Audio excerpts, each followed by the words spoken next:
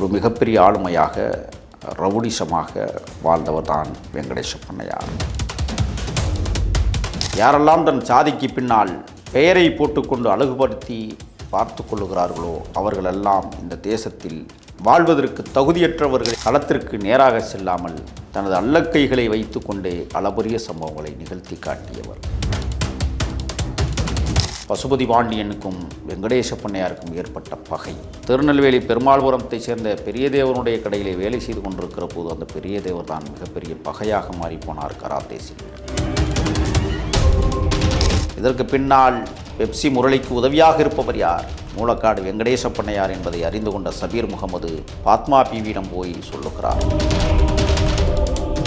தமிழ்நாடு முதலமைச்சராக இருந்த அம்மையார் செல்வி ஜெயலலிதா அவர்கள் காவல்துறைக்கு தலைவராக இருக்கக்கூடிய விஜயகுமார் இடத்திலே அந்த தகவலை சொல்லுகிறார். உடனடியாக விஜயகுமார் களத்திலே இறங்குகிறார். 2003 செப்டம்பர் 25 லயோலா கல்லூரிக்கு பக்கத்திலே இருக்கிற மகாலட்சுமி பிளாட் வளாகத்திலே தங்கியிருந்தார்.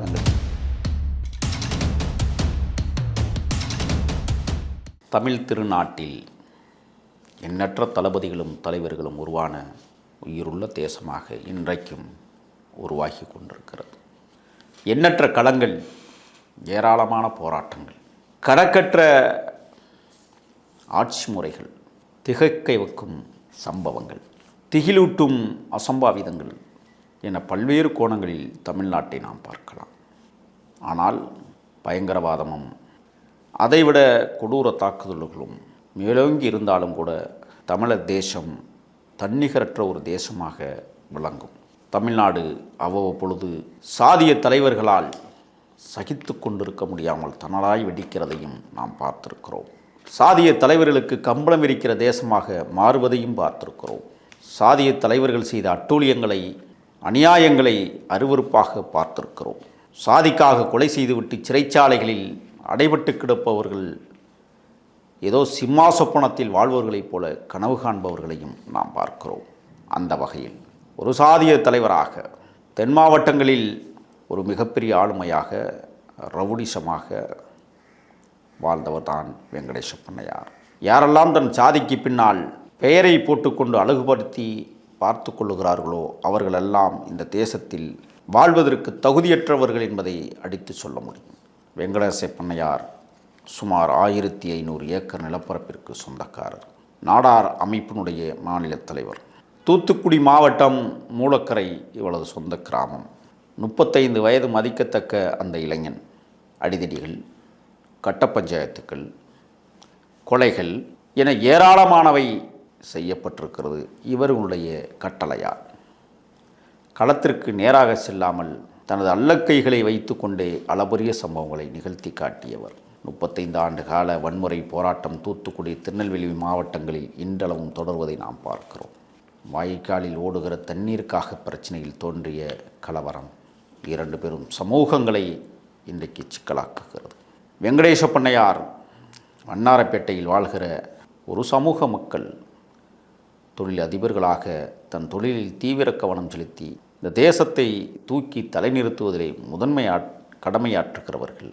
அந்த சமூகத்திலிருந்து பிறந்து வந்த வெங்கடேச பண்ணையார் பெரிய சொத்துக்கு அதிபதியாக இருந்தாலும் ரவுடிசத்தை கையிலே வைத்திருந்தார். ராதிகா செல்வியின் என்கிற வண்ணாரப்பேட்டையில் பிறந்த ஒரு பெண்ணை திருமணம் செய்து கொண்டவர்.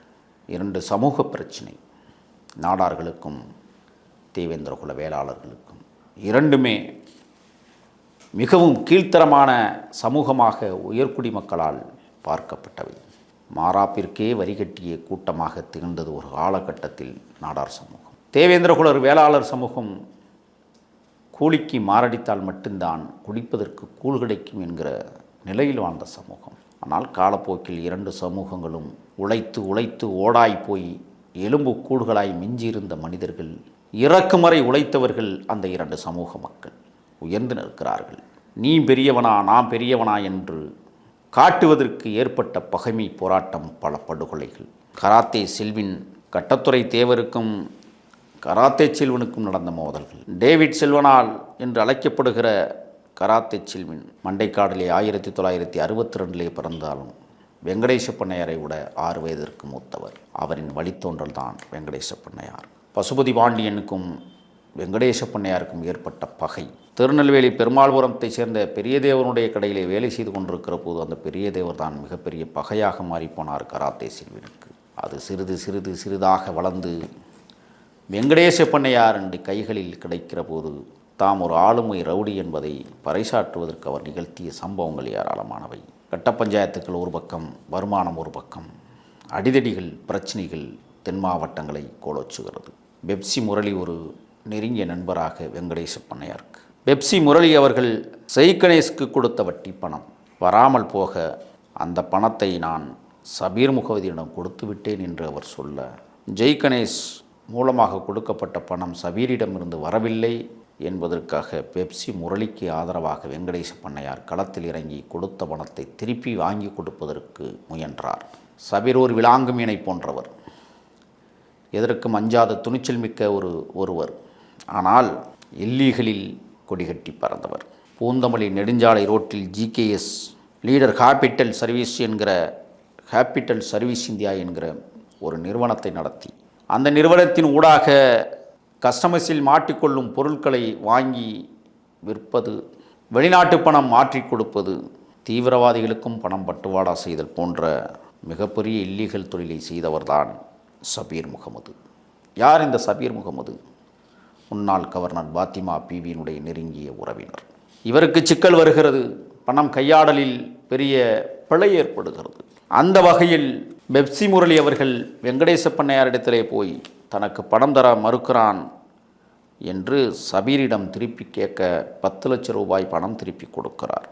பெப்சி முரளி விடுவடையவில்லை, மேலும் எனக்கு கொடுத்த பணம் அனைத்தையும் கொடுத்து விடுங்கள் என்று மிரட்டுகிற தோணியில் சபீரை மிரட்டுகிறார்.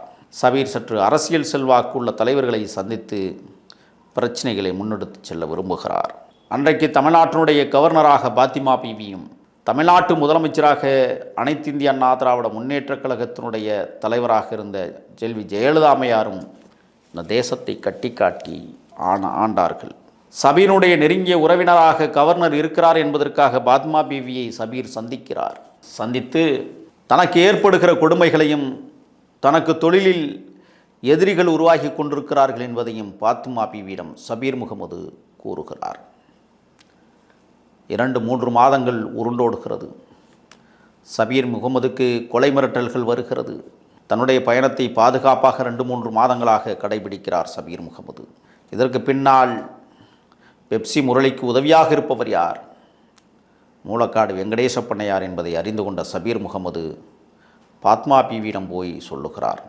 நாடார் சங்கத்தினுடைய தலைவராக இருக்கிற வெங்கடேச பண்ணையாரின் மூலமாக தனக்கு தொடர்ந்து கொலை மிரட்டல் வருகிறது, அச்சுறுத்துகிறார்கள், எந்த நேரத்திலும் என்னை கொலை செய்து விடுவார்கள் என்று பாத்திமா பீவியிடம் சொல்லப்போக, கவர்னர் அந்தஸ்தில் இருந்த பாத்திமா பீவி உடனடியாக அன்றைக்கு நட்புறவாக இருந்த முதலமைச்சர் ஜெயலலிதா அவர்களிடத்தில் சபீர் முகமதுக்கு ஏற்படுகிற இன்னல்களை சொல்லுகிறார். தமிழ்நாடு முதலமைச்சராக இருந்த அம்மையார் செல்வி ஜெயலலிதா அவர்கள் காவல்துறைக்கு தலைவராக இருக்கக்கூடிய விஜயகுமாரிடத்திலே அந்த தகவலை சொல்லுகிறார். உடனடியாக விஜயகுமார் களத்திலே இறங்குகிறார். 2003ஆம் ஆண்டு செப்டம்பர் 25ஆம் தேதி லயோலா கல்லூரிக்கு பக்கத்திலே இருக்கிற மகாலட்சுமி பிளாட் வளாகத்திலே தங்கியிருந்தார் வெங்கடேச பண்ணையார். சொகுசான வாழ்க்கை, கட்ட பஞ்சாயத்துகள் அந்த கட்டடத்தில் தான் நடந்தேறியது. திட்டங்கள் அங்குதான் தீட்டப்பட்டது. எப்பொழுதும் பாதுகாப்புக்கு 2 பேர் 3 பேர் துப்பாக்கிகளோடு, தானும் துப்பாக்கி வைத்திருப்பதை வழக்கமாக வைத்திருந்தார் வெங்கடேச பண்ணையார். சபீர் முகமது அவர்கள் இவர்கள் மிரட்டலுக்கு தலைமறைவாகவே வாழ்ந்து கொண்டிருந்தார். குடும்பத்தை இடமாற்றினார். தொழிலை சரிவர கவனிக்க முடியவில்லை.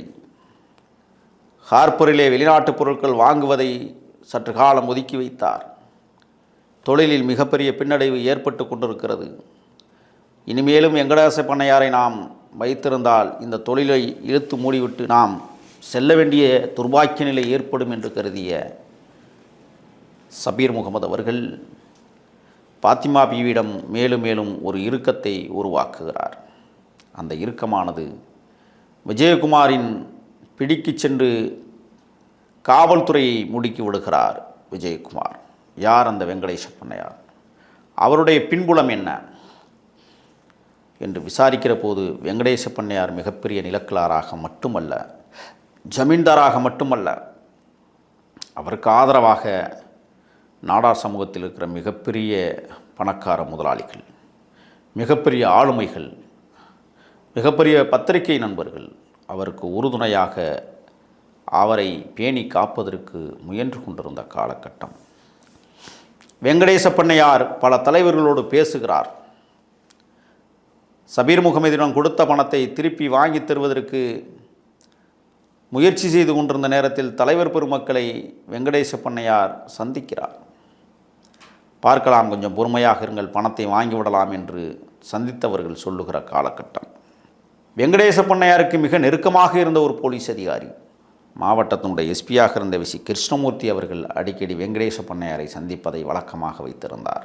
விசி கிருஷ்ணமூர்த்தி அவர்கள் வெங்கடேச பண்ணையாரிடம் வாங்கிய கையூட்டுக்கள் ஏராளமானவை. இவரால் தான் வெங்கடேச பண்ணையார் செல்வாக்கு மிக்கவராக வளர்ந்து கொண்டிருந்த நேரம். பாத்திமா பிவியிடமிருந்து உத்தரவு வந்திருக்கிறது. அம்மையார் ஜெயலலிதா நேரடி கண்காணிப்பில் கவனித்து கொண்டிருக்கிறார். விஜயகுமார் உரிய கட்டளையை விசி கிருஷ்ணமூர்த்திக்கு கொடுக்கிறார். விசி கிருஷ்ணமூர்த்தியோடு லட்சுமிநாதன் என்கிற உதவி போலீஸ் கமிஷனர் பக்கபலமாக துணையாக நின்று வெங்கடேச பண்ணையாரை உற்று கவனித்து கொண்டிருக்கிறார்கள். சபீர் முகமது அவர்கள் கொடுத்த தகவலின் அடிப்படையில் வெங்கடேச பண்ணையாரை போட்டு தள்ளுவதற்கு திட்டம் தீட்டுகிறது தமிழ்நாடு காவல்துறை விஜயகுமாரின் மூலமாக. விசி கிருஷ்ணமூர்த்தி அவர்களை அவர் வீட்டிற்கே நியமித்து அவருடைய அன்றாட நடவடிக்கைகளை கவனித்து உரிய தகவல்களை விஜயகுமாருக்கு சொல்ல வேண்டும் என்பது உத்தரவு. கச்சிதமாக விசி கிருஷ்ணமூர்த்தி நட்பாக பழகினார், உறவோடு பழகினார், உயிருக்கு உயிராக பழகினார்.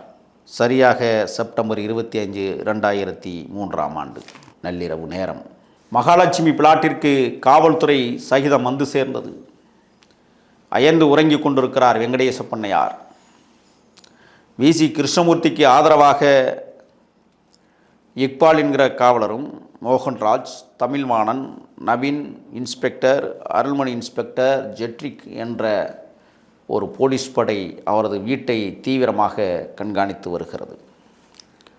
இருந்தாலும் விசி கிருஷ்ணமூர்த்தி வெங்கடேச பண்ணையாருடன் சாப்பிடுகிறார், உறவாடுகிறார், உறங்குகிறார், நட்புறவு பாராட்டுகிறார், நம்பி கிடக்கிறார் வெங்கடேச பண்ணையார். தலைமறைவாக இருந்த சபீர் முகமது குடும்பம் சற்று தவித்து கொண்டிருக்கிற நேரத்தில் அவருக்கு பேருதவியாக பாத்திமா பிவி இருந்தார்கள்.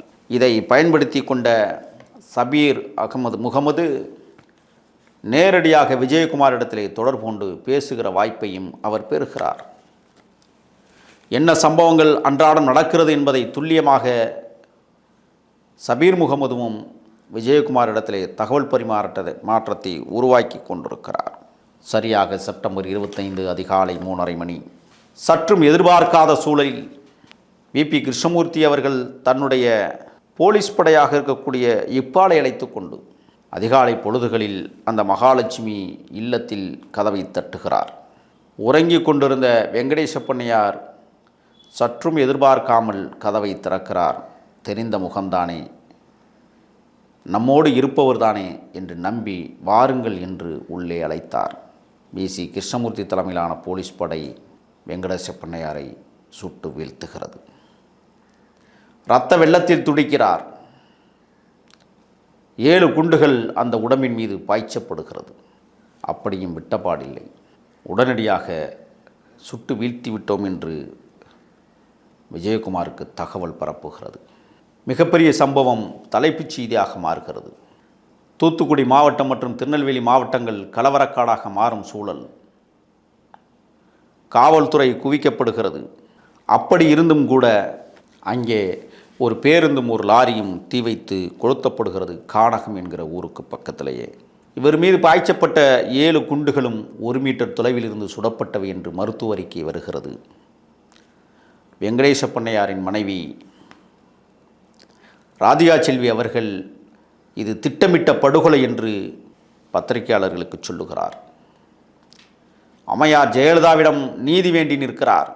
ஜெயலலிதா அம்மையார் உடனடியாக உரிய விசாரணை நடத்தப்பட வேண்டும் என்று அறிவிக்கிறார். நடந்தது. செப்டம்பர் 26, 2003 கேஎம்சி மருத்துவமனையில் வெங்கடேச பண்ணையாரின் உடல் வைக்கப்பட்டிருக்கிறது. பதபதைப்பு உருவாகிறது. 27ஆம் தேதி தூத்துக்குடி மாவட்டம் மூலக்கரையின் சொந்த ஊரான அவரது சொந்த இடத்தில் அவருடைய உடல் புதைக்கப்படுகிறது. மிகப்பெரிய தென் மாவட்ட கலவரம் உருவாவதற்கு சாத்திய சூழல் இருந்தாலும் கூட தமிழ்நாடு அரசும் காவல்துறையும் இணைந்து உரிய நடவடிக்கைகளை மேற்கொண்டார்கள். தனது சக நண்பனுக்காக பெப்சி முரளிக்காக உரிய பணத்தை வாங்கி கொடுக்க வேண்டும் என்பதற்காக உறுதுணையாக இருந்து சபீர் முகமதுவிடம் இருக்கிற பணத்தை வாங்கி கொடுத்து விட வேண்டும் என்பதிலே உறுதியாக இருந்தாலும் கூட அரசியல் அதிகாரம், ஆளுங்கட்சி அதிகாரம், கவர்னருடைய அந்த பதவி இவையெல்லாம் சேர்ந்து சபீர் முகமதுக்கு ஆதரவாக வெங்கடேச பண்ணையாரை வீழ்த்தியது 7 ரவை குண்டுகள். மீண்டும் ராதிகா செல்வி அவர்கள் அதிமுகவிற்கு எதிராக களம் காணுகிறார். திராவிட முன்னேற்றக் கழகத்தில் ஐக்கியமாகிறார். 2004ஆம் ஆண்டு நடைபெற்ற நாடாளுமன்ற தேர்தலில் தூத்துக்குடியிலே போட்டியிட்டு மாபெரும் வெற்றியை 1.5 லட்சம் வாக்குகள் வித்தியாசத்தில் பெறுகிறார். மத்திய துணை அமைச்சர் பதவி கிடைக்கிறது. தனது கணவருக்கு நீதி வேண்டி நீண்ட நெடிய போராட்டத்தை தொடர்கிறார். வழக்கு நீதிமன்றத்திற்கு வருகிறது. விசாரணை நீண்ட கிடப்பிலே போடப்படுகிறது. 2017ஆம் ஆண்டு சுமார் 13 ஆண்டுகளுக்கு பிறகு நீதிமன்றத்திலே வழக்கு வருகிற போது நீதியரசர்கள் சொன்னார்கள், இதை நீண்ட காலமாகிவிட்டது, இதில் மறைந்திருக்கிற உண்மைகளும் புதர்களும் அழுகி போய்விட்டது, இதை விசாரிப்பதற்கு உரிய முகாந்திரம் இல்லை என்று அந்த வழக்கை தள்ளுபடி செய்து இந்த கொலை வழக்கையும் முடித்து வைக்கிறது நீதிமன்றம். ஆக மாபெரும் பணக்கார பட்டியலில் இருந்த வெங்கடேச பண்ணையார் சக நண்பர்களுக்கு துணையாக இருக்கிறோம் என்கிற பெயரில், பாதுகாப்பாக இருக்கிறோம் என்கிற பெயரில் அடாவுடி ரவுடியாக வாழ்ந்ததின் விளைவு அவருடைய உயிரை தோட்டாக்கள் பறித்து கொண்டது வரலாற்று சரித்திரம் என்பதை எதிர்கால சமூகம் புரிந்து கொள்ள வேண்டும். வெங்கடேச பண்ணையார் அந்த சமூகத்தில் விதைக்கப்பட்டிருக்கலாம். ஆனால் அவர்கள் ஆற்றிய காயங்கள் நிறையவே உண்டு. நன்றி.